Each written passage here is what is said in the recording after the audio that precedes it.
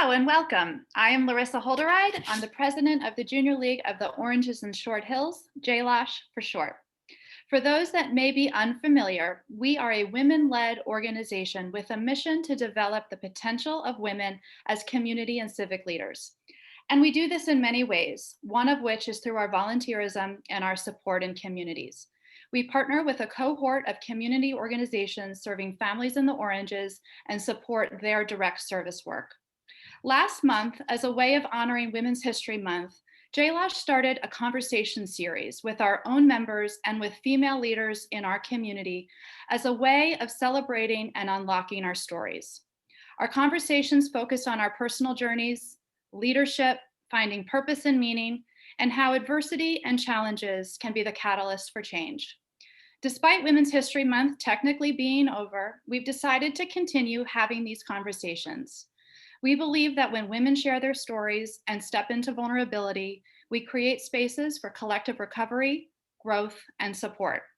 So today I am talking with Laura Overdeck, a current JLOSH member, a past president of this league, and the president and founder of Bedtime Math, a nonprofit operating foundation with a mission of helping kids love math. Laura, thank you so much for speaking with me. It is such a privilege to be here with you today. Oh, well, thanks for inviting me. This is great. This is great. We're going to have so much fun. Let's start off with just a very basic question. Can you tell me a little bit about yourself? Sure. I am a born and raised Jersey girl, and I grew up in Westfield, New Jersey. And other than a couple of years in Rio de Janeiro as a kid, I spent my whole childhood here and went to the Westfield public schools, then went to Princeton for college. So I'm a real Jersey girl. And my parents still live in the house I grew up in, and they are professional grandparents to my 3 kids. And my husband, John, and I, and the 3 kids, we live in Short Hills now. Oh, that's so nice. It's so lucky that you still have your parents so close by. So Laura, if my records with the league are correct, I think you joined in 2004. Can you tell me why you joined? What were you hoping to get from the league, and how did you even hear about us? Sure. Well, John and I had just moved to town that year, and I had an 11-month-old toddler. And, I had worked right up to getting married and was used to running around, flying on airplanes, going to meetings, and all of a sudden to just move here and have a kid, I really needed something to do. And my mom knew about the Junior League because actually her college roommate, Peggy Cavaney, had just been president of this league just a few years earlier. And my mom said, why don't you check it out? And it's funny because at first I was a little hesitant because, to be honest, I had spent all my time with guys. I majored in astrophysics in college. I was the only girl in my department. I went to business school. That was all guys. My job was all guys. I was just always hanging out with the guys. I'd never belonged to a sorority or anything. So the thought of joining a women's organization was actually very different for me. But I was like, you know what? I need something to do. I joined and just have loved it. And it's just been such a great additional experience in my life. That story, I think, is shared by so many of our members, that they're looking for community and join not really knowing what they're getting into, and learn, in their experience that they've just developed these lifelong friendships. And so that's so nice to hear your story. So now you're a sustaining member. And I think in the 2010, 2011 year, you served as JLOSH's president. And I have to say, I love that we're talking president to president right now. But I'm curious to know about your experiences as president, but also as you're telling us a little bit about that, I'd love to hear some of the committees or positions that you held in the league prior to stepping up in the presidency role. Sure. Well, I can tell you that definitely, I'm sure my presidential year was easier than yours because I didn't have a pandemic to cope with. But, it really, first of all, it was just such an honor to become president and get to, have a year and shape what the Junior League was doing. I think that what it really points up is, even when you're not in a pandemic or a hurricane, you really have to, because the hurricane hit right like 3 weeks Like we started having hurricanes like 3 weeks after I was Yeah. no longer president. I had an easy year. But even so, even in an easy year, you really have to think on your feet a lot. And I think that the key is to keep balancing the details with the big picture. One thing I'm always fond of saying, and they hear me say this at work all the time, is that strategy should drive HR. HR drives operations. Operations drives technology. You shouldn't not put something on the website you're trying to sell because you can't figure out how to get the website to do it, right? Then you're letting tech drive strategy, or shaping a job around a person instead of figuring out what needs to be done and then go find the right person for it, right? Like we see companies and organizations not follow that wisdom all the time. And I think that then when the pressure's on, it's even easier to not stop and think out, okay, what's the vision? It's so important just to take time to do that first, because Totally. everything else should follow. Totally. I think we're trying to do that this year. It is hard to lead in a pandemic. I think it's hard to create community in a pandemic. But as the board this year, when we first met as a new board in July, I think we agreed on, let's just keep people connected. And so everything that we are doing is trying to support our members. Yes, we're still doing the community work. Yes, we're still fundraising. But if we are doing and creating a membership experience at the same time, then we're doing a good job for this year. So I'd love to switch gears a little bit. I know we'll talk about your experiences in the league throughout this conversation, but I'd love to hear about your experience leading Bedtime Math. And can you also share with us just the mission of that organization and some of the programs that it provides?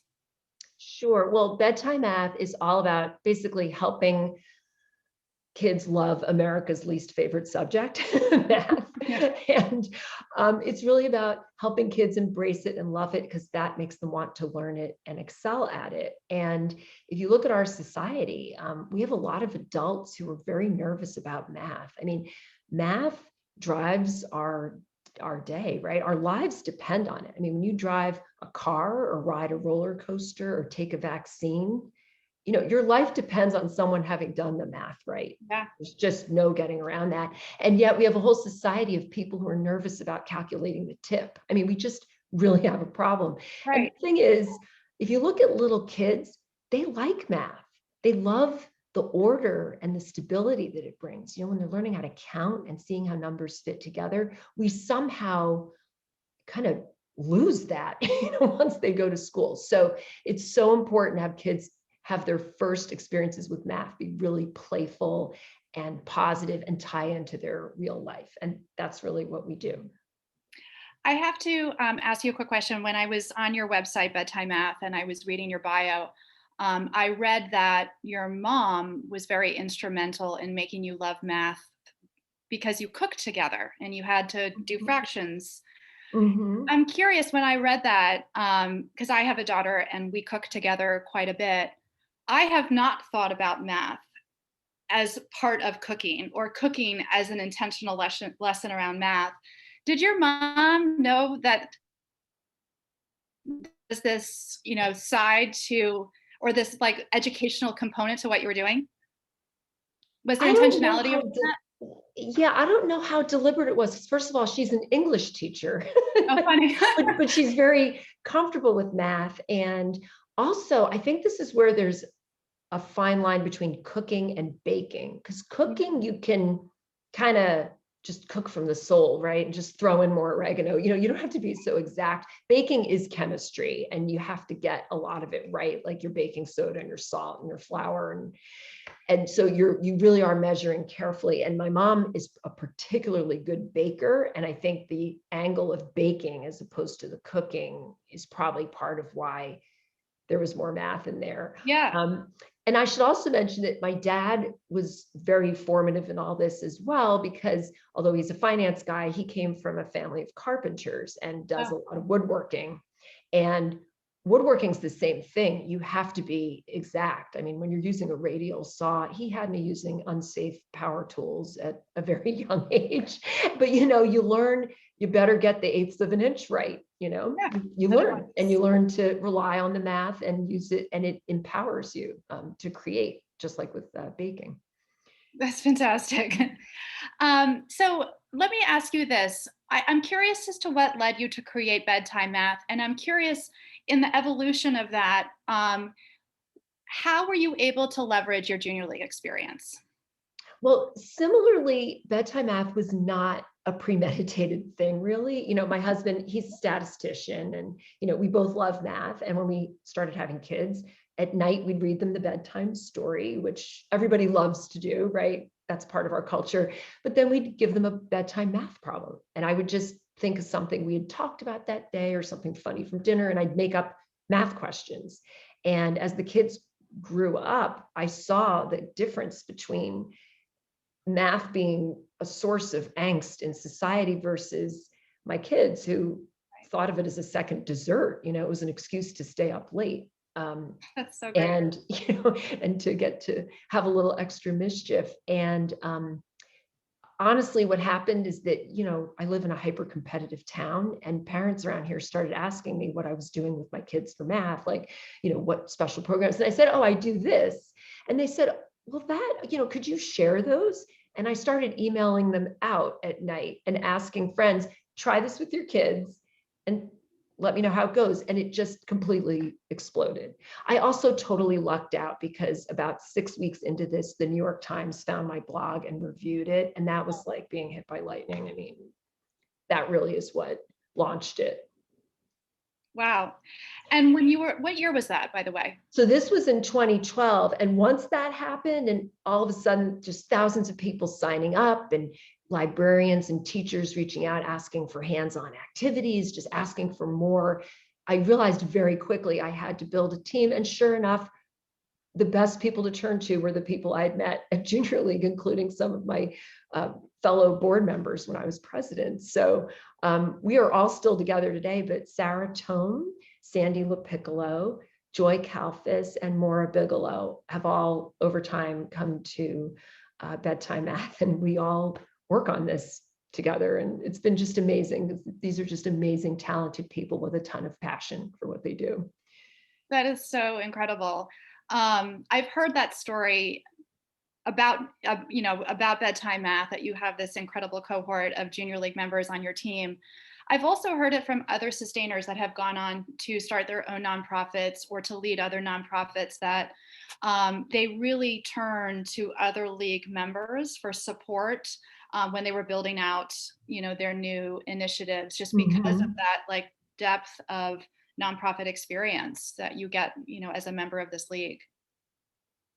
Yeah, absolutely. And it's funny, because when you go out there and go to events for other organizations, you run into junior leaguers. And sometimes I feel like, I know New Jersey has millions of people, but sometimes it feels like it has 500, and we all know each other, and we're all out there doing stuff, because that really, is what comes out of junior league. People get really involved. Yeah, agreed. Well, let's talk a little bit about leadership. You know that our mission as a league is centered around leadership, developing the potential of women. What does leadership mean for you, and what does it look like? Well, leadership is that delicate balance between having conviction and being open-minded, because sometimes those two things are not easy to do both. It's funny, because when I was a kid growing up here in New Jersey, I remember this actually from nursery school, and it's a story in my family, that at nursery school, we would ride our big wheels around this circular track in the yard. And one day I'm riding my big wheel, and I come head to head with somebody, and there are 9 other kids or something, behind them, all go. And I stood up and I said, "You're all going the wrong way." It didn't even occur to me. I mean, I was like, this is the way to go, everybody. But that's not, you can't do that, right? You have to persuade, you have to, make your case. You have to get people to follow you. And actually coming to junior league and being president of a board where, it's quite diverse, and people have all different kinds of experiences and are bringing a different angle to it, knitting that all together, I think is a big challenge for leaders. because Yeah, it's not just about you, you got to bring it all together. absolutely. And so, in the same vein of leadership, I think sort of perseverance is part and parcel to that. And I'm curious, what gives you the fuel to keep moving forward, and what gives you purpose and meaning? Yeah, it's funny. I once read something about how the people who are really getting a lot done are not content. I think discontent with the world and saying, you know what, it needs to be better than this is like, that's what makes me jump out of bed every morning. I get up every morning just like, all right, we got to work on this, and it is born actually. I don't, it's not necessarily a negative thing, looking at things and seeing the possibility for them to be better is key. And it's funny because my career, I was a consultant, and that's what we did. We went around to companies and looked at what was broken and helped them fix it. And even as a kid, I was a real tinkerer. And when things broke in our house, I'd take them apart, clocks, tape recorders. Back then everything was very mechanical. You could open it up and see what gears weren't turning and put it back together and it would work. I'm just a fixer. I like to fix things that are not working. So, with math in our society, that is definitely something that has not been working as well as it could for everybody. And so, and we're not there yet. I mean, bedtime math, we've been at this 9 years and we still continue, even though we've had an impact on, we've had 500,000 kids download our app, but that's actually a small percent of how many kids we could reach. And that is what motivates us. That is an awesome answer. Thank you for sharing that. So this year as a league, we've been working really hard to create community for our members, an inclusive league where all of us feel like we belong. And I think a huge piece of that is celebrating that we are a women-led organization. And I really do believe that we have this awesome opportunity to create something really special if we're able to harness our individual strengths, but also the collective power that a group of women bring. And for me, I think part of my leadership development as a board member and as president is being part of that collective, is feeling the power of women coming together with purpose. And I'm curious, Laura, if you share this experience, and if so, what does it mean for you? And I'm curious about this because you are leading in a field that has traditionally been dominated by men. You mentioned that before, and so do you, in light of this, do you have a group of women that you turn to when you need to have a sounding board or a support network? Well, definitely. Well, of course, the most obvious is just my colleagues who've come from junior league to bedtime math. I mean, we've had a very intense experience, particularly this last year, because when the pandemic hit, all of a sudden, I like to say, all of a sudden, America was desperate for math to do at home. So we just got crushed. And so this past year has actually been really tiring and like exhilarating, but also exhausting. And having had these long time relationships with my friends from junior league that I work with every day was critical to helping us get through this past year because it was really intense. While at the same time, people were having a lot of challenges at home. I mean, everything became difficult this past year. Every single aspect of life just became harder, more time consuming, more nerve wracking, more risky. I mean, it really has been difficult. Similarly, I sit on other boards, and a lot of those organizations also had really disruptive years. And it's been nice to turn to other board members. And yeah, I think that when it's a fellow female board member, you are bringing some additional common experiences and thoughts that, might not be there otherwise. And it is comforting to be able to do that. Yeah, that's great. I was actually going to ask you, which was my last question. I was going to ask you about challenges, and I was thinking of the pandemic as perhaps a real inflection point for bedtime math. But what kind of is? But it sounds like while a lot of work, it's been positive in some way for bedtime math. What kind of initial strategies were you talking about? Like, how did you pull your team together to really like figure out how you were going to weather this? Yeah, well, I think the thing that everybody faced immediately, at all kinds of organizations was just that you were working from home. So we all now know how to use Zoom, although I still continue to learn new things about it every day. Um, but, figuring out how to just have a structure, how to have meetings on Zoom and not have them go so long. I mean, we have a lot of women at Bedtime Math. A lot of us are moms, and you can't go 3 hours when all your kids are home also and need to be fed. And everything was different. So just figuring out some of the logistics, but at the same time, you can't let operations drive strategy. So we also had to say, with this pandemic hitting, all of a sudden a flood of website traffic, like, do we have what people need? So we were at the same time scrambling to figure out what is the best way we can be helpful over these next 3 weeks, because remember when we Right. thought this pandemic was going to be 3 weeks or something, Yeah. how can we help everybody get through the next 3 weeks? And we retooled our material that we already had, activities we had, to work for siblings, so that like two kids in a house or an apartment could do an activity. We did this like over the course of a weekend. I mean, it was Oh my crazy. gosh, exhausting. And we put all this extra stuff up, and I'm so glad we did, because we got it up there right when the wave was hitting, and a lot of people saw it. And then it got us thinking about, well, what's going to happen to school? Because it became clear then that the pandemic was not a 3 week or even a 3 month thing. And we said, how can we help teachers to teach in this new realm? So we took our hands on activities and figured out how you could do them with someone else like you and me here over camera. Like, how could the two of us play cards or play a math board game? Turns out if everybody has the materials, you can get really creative and do a lot to engage kids. So that's really what we've been doing this past year. That's great. Congratulations to you. I'm sure it's not an easy feat. Well, the congratulations are premature because we Well, have to see if we can, get take up of that. And just like with Junior League and Bedtime Math, everything is having an inflection point and realizations about, wow, a light has been shown on how we could do things better. And I totally. think there are a lot of conversations now about how school can be done better. Yep. Than Yeah. I what mean, I'm we're doing. certainly talking about it as a league. I mean, I'm sitting here in our office and, we actually have plans to start hopefully a capital campaign to turn this into a really great meeting space. Mhm. But is that really going to be our future? Right.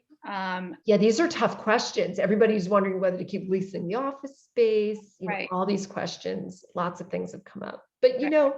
to the point about community, I do think that people need to keep meeting in person. I Okay. think that it's just, it is efficient to be on Zoom. I feel like I actually work harder and get more done because I can hop from one meeting to another within 30 seconds, right? Yeah. A meeting ends, I just pop off, click the next Zoom link.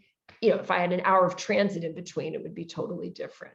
Yeah. Yeah. But the flip side is you're just not with people. And so I think it's going to come out different, but some things are going to come back, some sense of people wanting to be together at least some of the time. For I sure. think that will I return. hope so. I really hope so. We're hopeful we can do some in-person events outdoors over the summer. We just Yeah. need to be back together. Mhm. So Laura, those were like my substantive questions. I have three just fun little questions if you have one more minute. Favorite movie of all time? Okay, that's tough because my brother and I, for decades, have loved Spinal Tap. That was always we'd get a 6-pack of beer and watch Spinal Tap. But I've become recently very fond of Ratatouille. Oh, I yes. just love, because again, with the cooking, I love to cook, and just seeing a rat wanting to be the starving artist who wants to go cook is just a great metaphor for all of us. Yeah, it's a great movie. I love it. Um, Favorite restaurant in the Short Hills, Millburn area? Oh, I would have to say Lorena's in Yes. Maplewood.